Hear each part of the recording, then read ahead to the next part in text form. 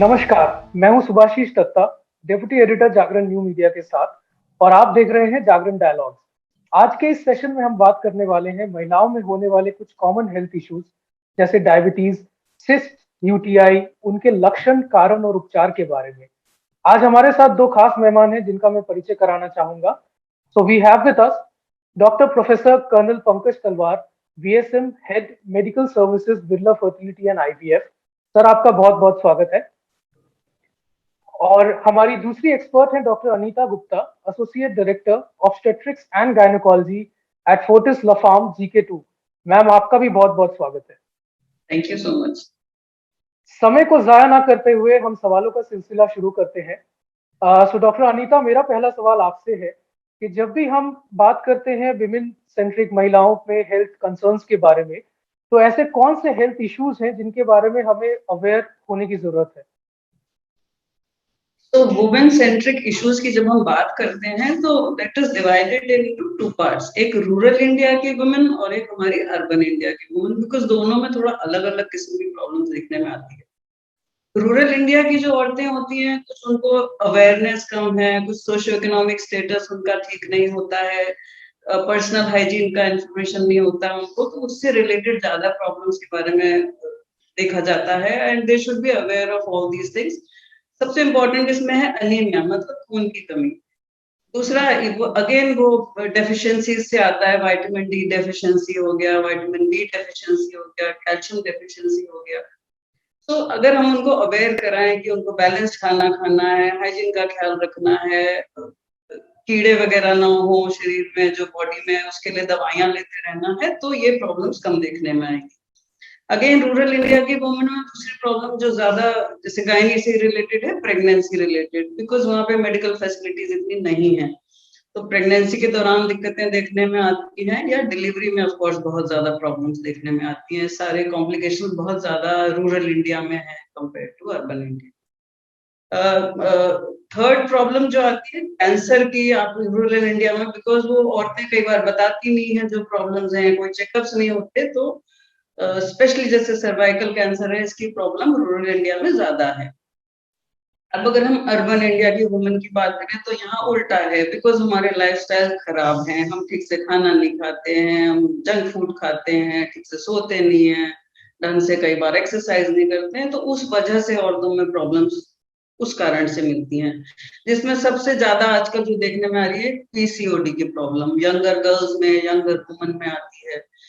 दूसरी आ रही है जैसे डायबिटीज की प्रॉब्लम, कंपैरेटिवली थोड़े यंगर लड़कियों में भी मिलने लगती है। अगेन वही है, लाइफस्टाइल ठीक नहीं है, इसलिए इस तरह की दिक्कत है। थर्ड थिंग जो आ रही है, बिकॉज अर्बन वुमेन ज्यादा जॉब ओरिएंटेड हो गई हैं, शादी लेट होती है, प्रेगनेंसी लेट प्लान करती हैं, तो इनफर्टिलिटी की बड़ी भारी प्रॉब्लम देखने में आ रही है। आई थिंक इन सब चीजों की अवेयरनेस कराई जाए तो हम लोग इनका ज्यादा ख्याल कर सकते हैं। जी, thank you doctor Anita. Doctor Pankaj, मैं आपके पास आना चाहूंगा। मेरा पहला सवाल आपसे ये है कि हमने महिलाओं में देखा है कि सबसे कॉमन जो कैंसर होते हैं वो है ब्रेस्ट कैंसर और सर्वाइकल कैंसर। सो हमें थोड़ा इस बारे में बताइए कि इन दोनों कैंसर को कैसे जल्दी डिटेक्ट कर सके, बिकॉज वी नो कि जल्दी डिटेक्शन ही इसका उपचार है सबसे बड़ा। तो थोड़ा सा इस बारे में बताइए। Thank you Subhashish and thank you doctor Anita. आपने बड़े अच्छे तरीके से बताया कि कैसे हमारे देश में डिवाइड है अर्बन और रूरल पॉपुलेशन के बीच में। जो कैंसर है, इसे कहते हैं, सी शब्द से परिभाषित करते हैं हम कुछ बीमारियों को, और ये बड़ा चिंता का विषय होती है। हमारे देश के अंदर जो दो प्रमुख जो कैंसर माने जाते हैं, एक है स्तन का कैंसर, ब्रेस्ट कैंसर, और दूसरा होता है गर्भाशय के मुख का कैंसर, जिसे हम कहते हैं ग्रीवा का कैंसर। तो these two cancer are very common all over our country and all over the world. तो दर्शकों के लिए मैं बताना चाहूंगा कि कैंसर कैसे जन्म लेता है बदन के अंदर। जब किसी भी तरह की कोशिकाओं का अनियंत्रित बढ़ोतरी होता है बदन के अंदर, तो वो कैंसर बनना शुरू हो जाता है। जब वो कैंसर बनता है तो उनकी कोशिकाओं का नंबर, जो कि अब नॉर्मल होती हैं, बढ़ना शुरू हो जाता है, उनकी बढ़ोतरी होती है, तो वो जो अच्छी कोशिकाएं हैं उनको दबा देता है। इसके साथ ही जो कैंसर से जड़ित कोशिकाएं होती हैं पूरे बदन में फैलना शुरू कर देती हैं। तो हमको ये समझना है कि कोई भी कैंसर जब भी किसी के बदन में आता है, चाहे वो स्तन का है, चाहे वो ग्रीवा का कैंसर है, पहले एक बहुत छोटी स्टेज में रहेगा। हर कैंसर के 4 या 5 स्टेज होते हैं, इस तरह से वो हमारे बदन में फैलता है। तो स्टेज 1, स्टेज 2, 3, 4 करके इनका हम स्टेजिंग करते हैं। कैंसर बदन में किसी भी अंग का हो, हमारा एक ही तरह का हम जो रखते हैं नजरिया के हमें कैंसर को स्टेज 1 पे पकड़ लेना चाहिए। उससे पहले होता है प्री कैंसर स्टेज, यानी कि बिफोर कैंसर कम्स हम तभी कैंसर को पकड़ लेना चाहिए। तो सबसे पहले हम बात करते हैं स्तन के कैंसर की। तो सबसे पहले तो शिवाशीष, हमारे सबके माइंड में एक तरह का एक जो भ्रम रखते हैं कि कैंसर है तो वो जानलेवा बीमारी है, उसको हमें निकाल देना चाहिए। साइंस की बढ़ोतरी हो रही है, हम कभी भी किसी भी कैंसर का अच्छी तरह से इलाज कर सकते हैं। नंबर 1, इससे डरने की जरूरत नहीं है, परंतु जागरूकता हमको पैदा करनी है आपके चैनल के थ्रू। तो पहला क्वेश्चन ये रहेगा और जवाब इसका ये रहेगा कि हमको अपने स्तन की जांच समय समय पे करते रहनी चाहिए। तो हर स्त्री, हर युवती 20 साल के बाद उसको अपनी स्तन की जांच अपने आप से करनी है। वो अपने शीशे के सामने खड़े होकर अपने स्तन की जांच अपने हाथ से कर सकती हैं और शीशे में देख सकती हैं। That is important. और अगर उसे लगे कि कभी भी अगर स्तन की जो चमड़ी है, स्किन है, उसमें कुछ कलर में डिस्कलरेशन आ रहा है, या फिर उसमें कुछ डिम्पलिंग आ रहा है, या फिर जो निपल होते हैं, निपल के शेप में कुछ परिवर्तन आ रहे हैं, तो उनको उसके बारे में जागरूकता अपने अंदर लानी चाहिए। नंबर 1।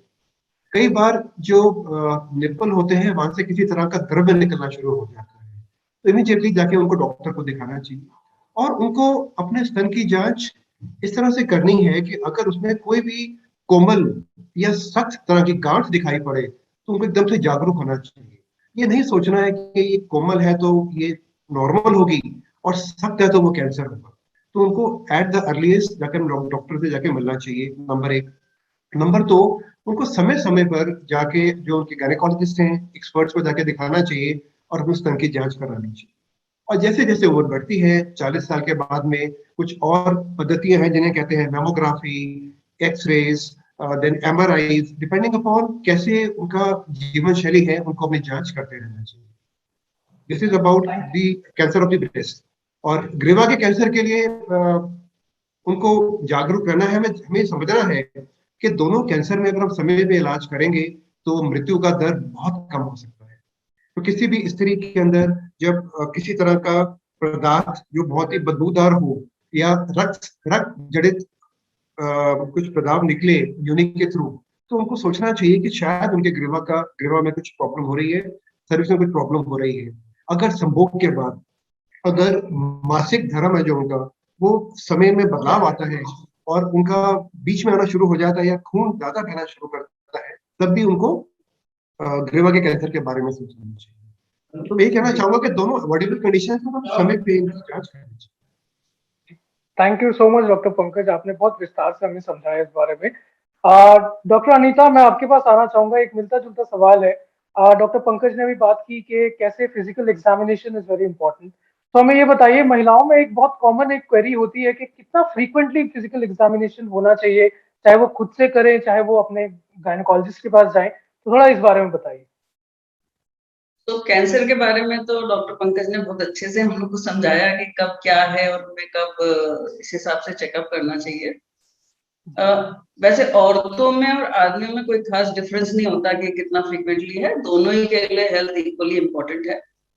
तो आजकल थोड़ा सा, पहले हम लोग कहते थे 40 साल 45 साल की उम्र हो जाए उसके बाद आप चेकअप के लिए जाइए, लेकिन आजकल क्योंकि अवेयरनेस भी बढ़ गई है, बीमारियां भी थोड़ी संभव ज्यादा होती चली जा रही है, तो थोड़ा जल्दी से चेकअप शुरू कर देने चाहिए।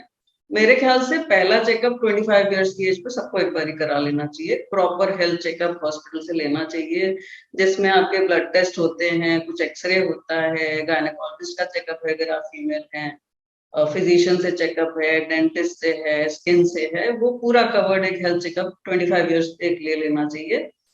उसमें अगर कोई प्रॉब्लम डिटेक्ट होती है तब तो आप उसके हिसाब से ईयरली या 2 ईयरली या 3 ईयरली कराएं, लेकिन अगर उसमें सब बिल्कुल हेल्थी है तो 5-5 साल पे आप कराएं हेल्थ चेकअप 35 साल की उम्र तक। 35 साल की उम्र में फिर आपका एक डिटेल जो चेकअप होगा, अगेन उसमें अगर कोई दिक्कत आती है तो उसके हिसाब से आप एनुअल कर सकते हैं, otherwise I think 2 to 3 years पे आप कराएं उसके बाद। बट 50 इयर्स की एज के बाद एनुअल चेकअप एक होना चाहिए।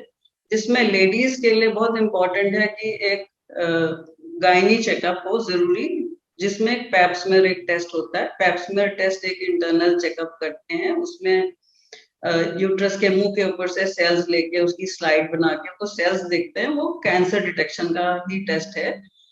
जैसे डॉक्टर पंकज ने अभी बताया कि हम प्री कैंसरस अगर डिटेक्ट कर लेते हैं तो वो बेटर होता है। इसमें वही वाली सेल्स डिटेक्ट हो सकती हैं। उसके अलावा आजकल एक कॉन्सेप्ट आ गया है कि एचपीवी वायरस होता है, वो अगर प्रेजेंट है तो वो आपकी सेल्स को कन्वर्ट कर सकता है कैंसर सेल्स में, तो हम लोग उसका भी टेस्ट कर लेते हैं उस टाइम पे कि एचपीवी का कुछ दिख तो नहीं रहा है वहां पे। तो वो एक टेस्ट जरूर होना चाहिए। वो 35 साल की उम्र में एक पहला डेफिनेटली एचपीवी का होना चाहिए। अर्बन इंडिया में थोड़ा जल्दी होना चाहिए वो टेस्ट, 25 ईयर्स पे भी होना चाहिए। इसके अलावा एक मेमोग्राफी जरूर होनी चाहिए 45 ईयर्स की एज के बाद। वो ब्रेस्ट कैंसर के लिए जैसे अर्ली डिटेक्शन के लिए हेल्पफुल होती है। तो फीमेल्स का थोड़ा सा ये इस तरह से हो गया। बाकी कार्डियक चेकअप आपका 45 ईयर्स के बाद जरूर इंक्लूडेड होना चाहिए, बिकॉज आजकल वही हो गया है, लाइफस्टाइल खराब हो गया है, फूड आइटम्स आप ढंग से बैलेंस नहीं लेते हो, तो सब प्रॉब्लम्स बढ़ती चली जा रही है। इसलिए ये सारे चेकअप्स इंक्लूडेड होने चाहिए। फ्रीक्वेंसी वही 50 ईयर्स के बाद एनुअली, उसके पहले अगर आपकी कोई प्रॉब्लम डिटेक्ट है तो अकॉर्डिंगली। 25 साल से पहले अगर कोई भी प्रॉब्लम हो रही है, मेंसेस रिलेटेड प्रॉब्लम है या वेट लॉस आपका हो रहा है या बहुत ज्यादा वेट गेन भी हो रहा है, कोई भी चीज एबनॉर्मल है, तो डॉक्टर के पास जरूर जाइए। ना सोचे कि अरे ये तो एज रिलेटेड है, ठीक हो जाएगा, आप ये टीनेजर है, ऐसा नहीं। कुछ भी एबनॉर्मल लगे तो उस टाइम जरूर चले जाना चाहिए चेकअप के। जी जी, थैंक यू डॉक्टर अनीता हमें बताने के लिए कि कितना इम्पोर्टेंट है फिजिकल एग्जामिनेशन। डॉक्टर पंकज, मैं आपके पास लौटना चाहूंगा। एक स्पेसिफिक सवाल है कि हमारे देश और दुनिया भर में काफी महिलाएं पीएमएस एक्सपीरियंस करती हैं। तो उस दौरान जो है महिलाओं को काफी टेरिबल मूड स्विंग्स की परेशानी होती है। तो हमें थोड़ा बताइए कि इस पीरियड से कैसे वो जूझ सकती है। आप सुभाशीष, जो लेडीज को पीरियड्स आते हैं, मासिक धर्म जिसे कहते हैं, मासिक धर्म कहते हैं, मासिक धर्म के अंदर बदन में बदलाव आना एक नॉर्मल चीज है। परंतु जब उनके मूड स्विंग बढ़ जाते हैं, जब उनका भावनात्मक और उनका व्यवहारिक और शारीरिक रूप से उनके व्यवहार में बहुत बदलाव आते हैं, तब हम कहते हैं कि उनको प्री मेंस्ट्रुअल सिंड्रोम की प्रॉब्लम है। तो पीएमएस एक बहुत ही कॉमन सी प्रॉब्लम है। ये 10 में से तकरीबन 6 या 7 स्त्री लेडीज में रह सकती है।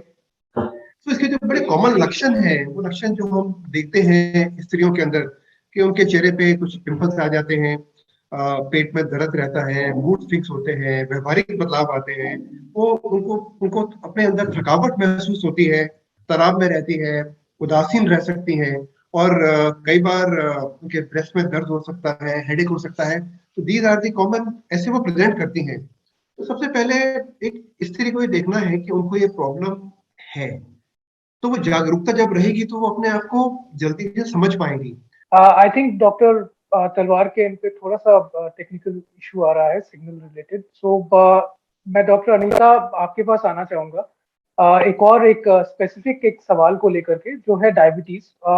Women are also at a higher risk of diabetes related complications, जैसे ब्लाइंडनेस हो गया, किडनी डिजीज हो गया, डिप्रेशन हो गया। तो हमें ये बताइए कि डायबिटीज को विमेन कैसे मतलब महिलाएं जो है वो कैसे प्रिवेंट कर सकती हैं with certain lifestyle changes. Diabetes को लाइफस्टाइल डिजीज ही माना जाता है शुरू से।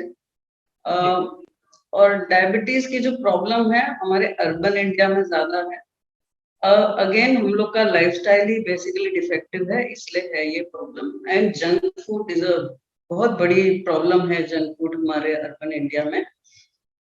रूरल इंडिया में भी डायबिटीज की प्रॉब्लम है। उसका कारण ये है कि वो निग्लेक्टेड रह जाता है, तो पता ही तब लगता है जब वो बहुत बढ़ गया होता है। तो रूरल इंडिया में तो मेरे ख्याल से हमें जागरूकता करानी चाहिए वहां पे। आप लोग जैसे ज्यादा मीडिया वाले इस चीज को प्रमोट कर सकते हैं कि उनको समझाएं कि क्या सिम्टम्स हैं डायबिटीज के। जैसे डायबिटीज के जो कॉमन सिम्टम्स हैं, भूख बहुत ज्यादा अचानक से लगने लग जाए, हर समय आप भूखे हो, आपका या तो बहुत वेट ज्यादा है या सडनली बहुत वेट लॉस होने लग जाए, तो ये कॉमन सिम्टम्स हैं कि भाई अब शायद डायबिटीज हो। तो उसमें वो लोग जाएं, जो भी सेंटर है वहां पे चेक कराएं। ब्लड शुगर का टेस्ट तो अधिकतर सेंटर्स में हो जाता है, वहां वो करा लें। लेडीज में कई बारी वो कुछ इस तरह के सिम्टम नहीं होते हैं, 2-3 सिम्टम्स हैं जिससे हमें समझ आता है कि ऐसा हो सकता है। सबसे जैसे वजाइनल डिस्चार्ज, कहते हैं हमारा डिस्चार्ज ठीक ही नहीं हो रहा, उसमें स्मेल आ रही है, हम भी दवाई देते हैं, पहले ठीक हो गया फिर होने लग गया। तो उसमें जब शुगर कराते हैं कई बारी वो रीजन डायबिटीज ही निकलता है, या खाली यूरिनरी इन्फेक्शन करके आई हैं वो हमारे पास में और बार बार उनको यूरिन इन्फेक्शन हो रहा है, उसमें भी ऐसा देखने में आया है कि वो शुगर की दिक्कत आती है।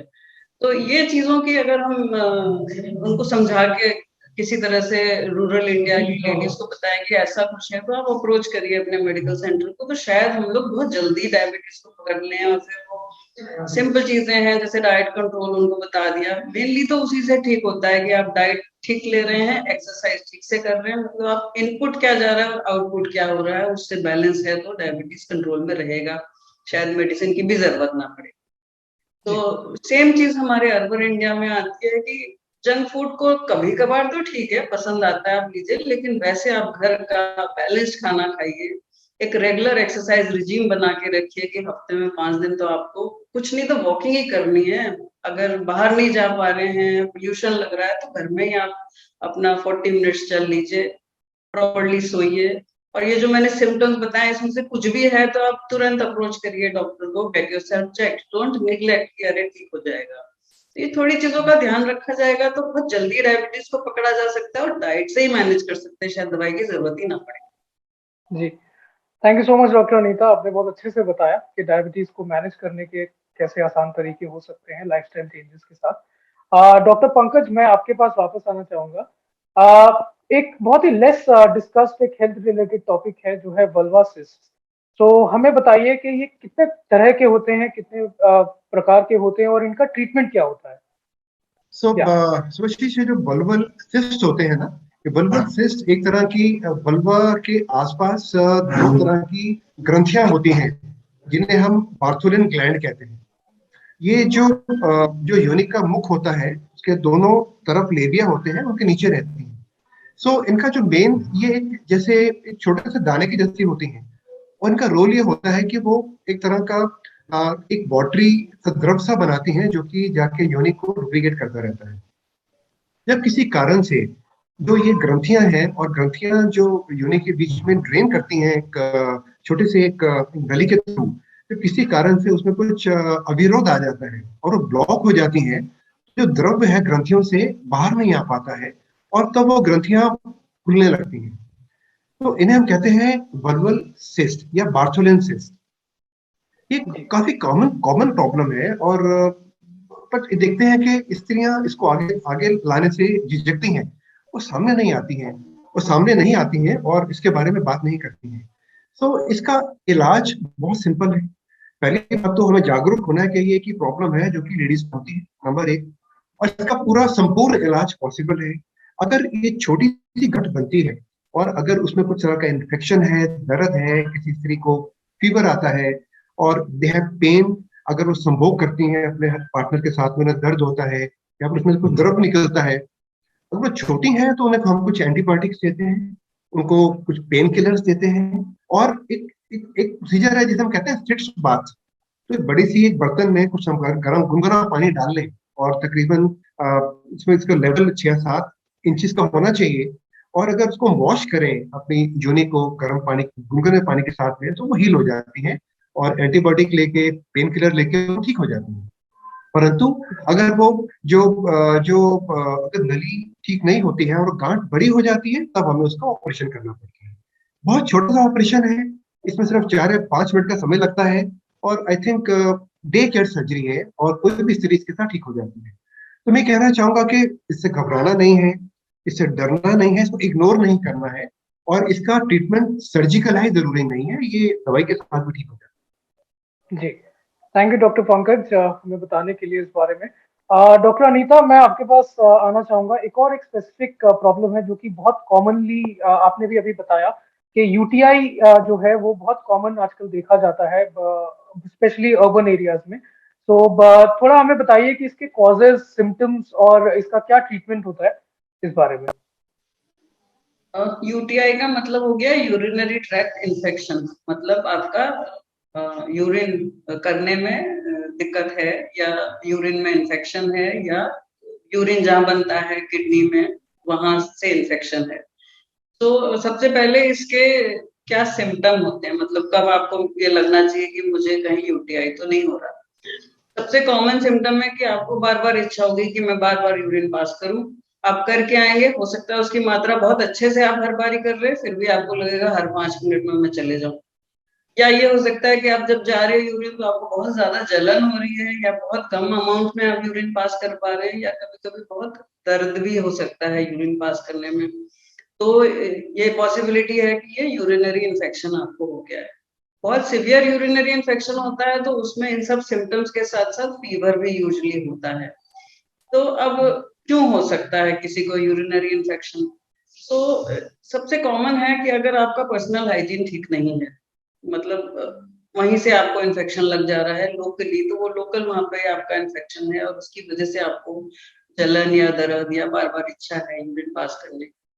दूसरा, लेडीज में फंगल इन्फेक्शन अगर वजाइना का है तो उससे भी यूरिनरी इन्फेक्शन हो सकता है।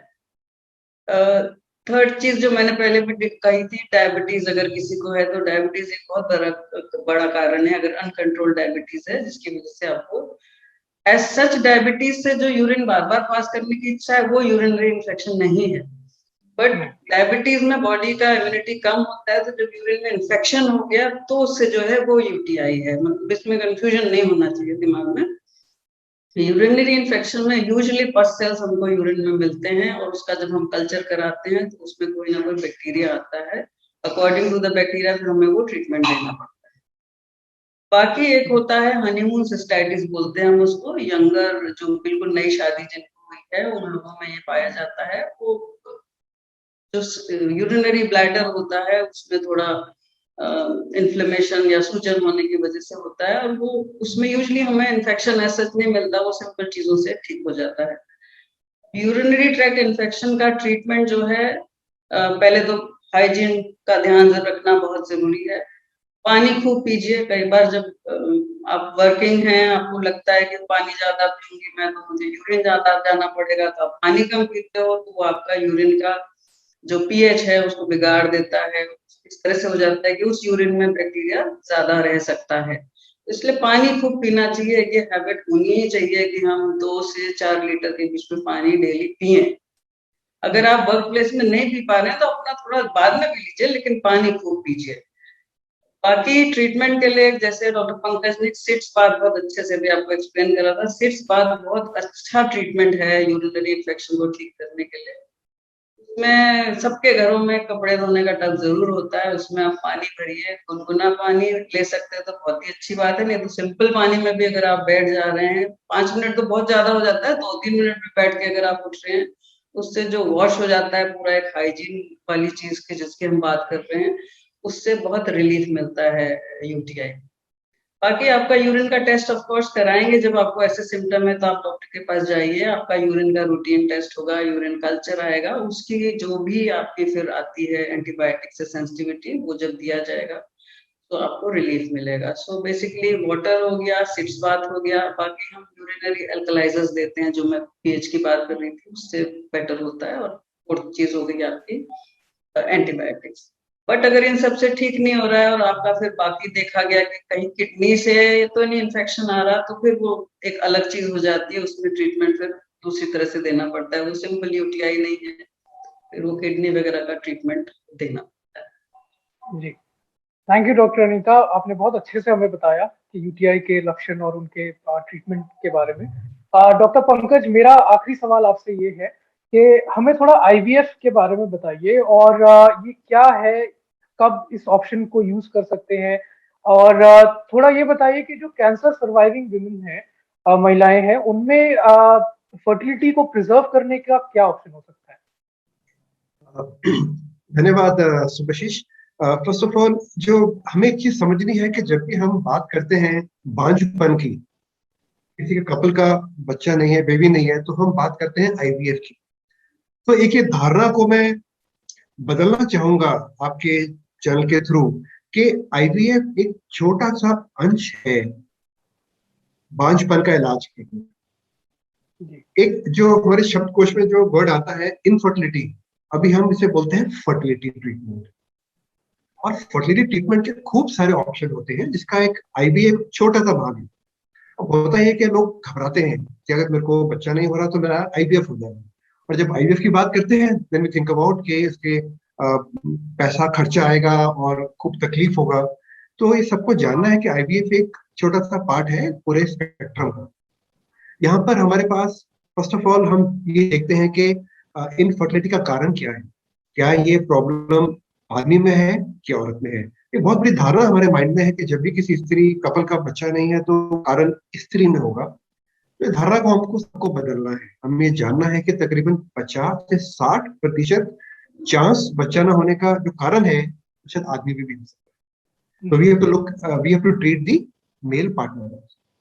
सो अगर शुक्राणु का काउंट बहुत कम है, नॉर्मल से कम है, और किसी भी स्त्री के अंदर जो उनकी नलें हैं, फैलोपियन ट्यूब्स में अगर ब्लॉकेज है, या उनकी ओवरी में ठीक तरह से डिम, अंडाशय में जो डिम बनते हैं, अंडे बनते हैं, ठीक से नहीं बन पाते हैं, और अगर उन्हें कोई और बीमारी है जैसे पीसीओडी, एंडोमेट्रियोसिस जो डॉक्टर अनीता ने भी बात करी थी, या उन्हें कोई और मेटाबॉलिक बीमारी है, ऐसे केसेस के अंदर हम शायद उनको आईवीएफ ऑफर कर सकते हैं।